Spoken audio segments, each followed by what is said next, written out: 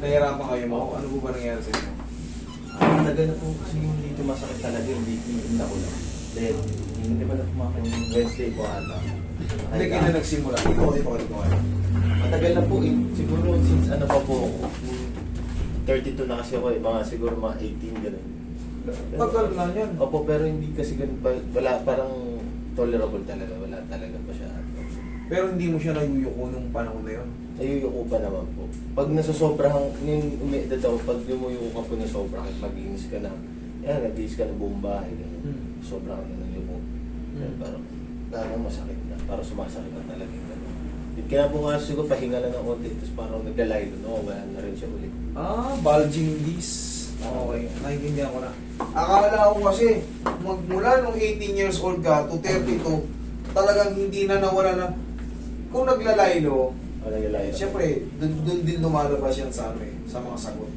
Pero pag ang nag-stick ka sa sinabi mo nung una, eh siyempre hahanapan kita ng ano, baka meron ka tinatawag na ankylosing spondylitis. Hahanapan kita ng mga x-ray. Pero kung nagkakalma naman, tapos pag umiinat ka, tapos pag nag-movement ka na ulit, kahit pa paano, nakaka-recover.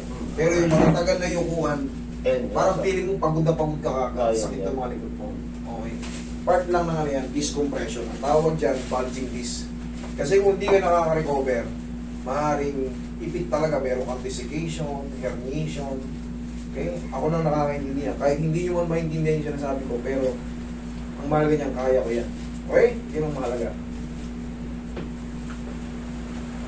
Tapos kahit pa paano, siyempre mag-stretching din tayo.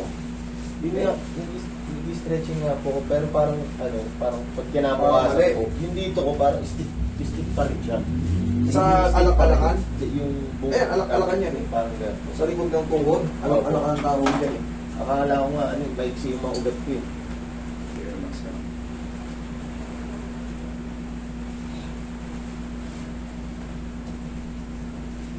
Tama yan, magpa-reset ka. Madali lang yung kaso mo yan. Uy, angat mo kasi bossing. Tayo ka sir, harap ka sa akin. Medyo mataas kayo, medyo pagod na ako eh. Ayan, sige, relax ka lang. Yung, hanggang pa rin.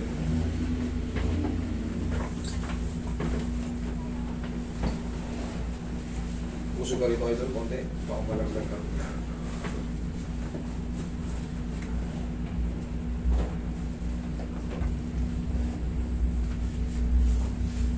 Relax lang.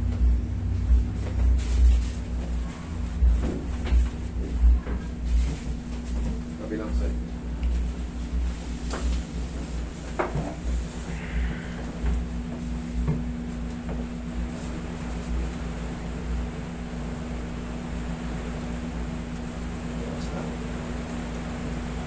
Ginaya ka?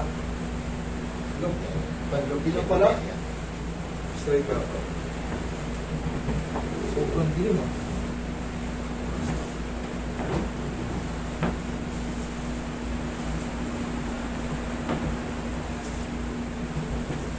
Sige, tapa ka idol.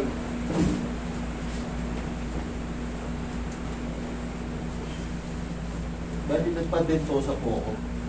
Walang kwenta yun. Wala po. Ako dati nagtuturo rin ako yan. Instructor din ako yan. Tandaan niyo to. lang po yan. Chikinining malaki lang yun. Mas maganda magpa-full body massage ka na lang. Mas the best pa. Pero yung binto-bintosa, pakana lang ng mga ano yan. Pero siyempre, passion yan eh. Passion naming mga ano yan eh. Pero kinukontra ko na yan. Dati rin ako nagtuturo ng ganyan sa, sa school, sa abroad. Walang silbi yun. Mas maganda pa, magpa-full body massage ka na lang. Pero kung naglilibang-libang ka na sa buhay, wala namang ano yun eh, wala namang masamang epekto eh. Maliban na lang kung mapapaso ka dati eh. Dati nakakapaso yun, may ano eh, apoy. Pero ngayon, saksyon na lang eh. Kung naglilibang ka na naman, okay lang din. Pero kung talagang in-pain ka, full body massage, reset na lang. May mga cracking, yun mas maganda.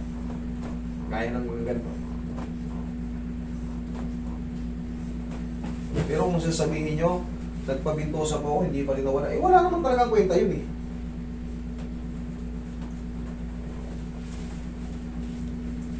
May libro ko niyan. 1% na hinutulong niya.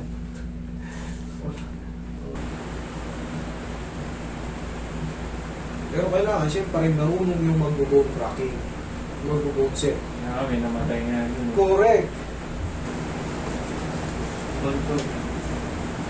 Nakasalang dyan. Nakasalang. Nagkakapasok na. Ayos lang. Fairness lang. Inhale. Exhale. Nakalang mo na. Pag-gising mo sa umaga, ito yung pinaka-the best na gagawin mo, ha? Pag-gising sa umaga. Tutunog yan. Para kang na-renew agad. Tapos, kahit pa paano, di ba, may trabaho ka, sabihin natin ka trabaho ka, pag-uwi mo sa bahay, yung alam mo magpapahinga ka na, patulog ka na, apus-apusin mo, tampaw yung mga balakang mo. Kahit pansamantal lang. Kasi ang tagal na ng kaso mo 18, 32 ka na ngayon. Kumbaga, yung muscle mo, sanay na sa ganong posisyon. So ngayon, babaguhin natin. Magkakaroon tayo ng parang routine. Tapos, para yung mga stiff muscle, di ba, pag ginaganon, parang exe, sinasabi, parang exe. Kahit anong stretch mo, parang ganun pa rin. Oh. Discompression kasi yun Discompression. Ngayon, pero narinig ko yung discompression. Naramdaman mo yung mga nagtunugan dyan. Yun na yung, tingnan mo, upo ka. Upo ka. Obserbahan mo ngayon yung balakang mo. Pag yuko-yuko ka dyan, obserbahan mo yung balakang mo.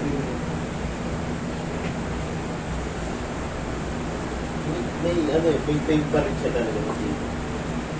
Dito? Oo, nagtitigpit Sige, wait. Dali. Upo ka muna. Upo ka muna, Mayos.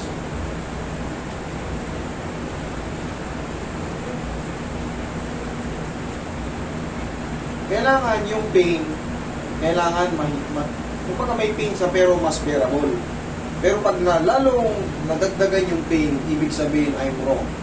Kailangan yan, mag-aantay pa kasi tayo ng 3 to 4 days yan yung talagang pinaka-subside ng ano.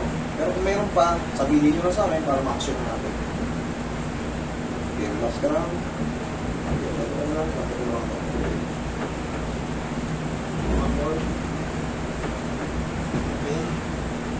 Tayo ka. Parang tutuulin mo yung noo mo. Ano nga? Sama mo yung kamay mo. Okay. Yun, kabila. Okay, upo ka. Thank you. Naging power. Yun lang ang exercise mo sa bawat morning, ha?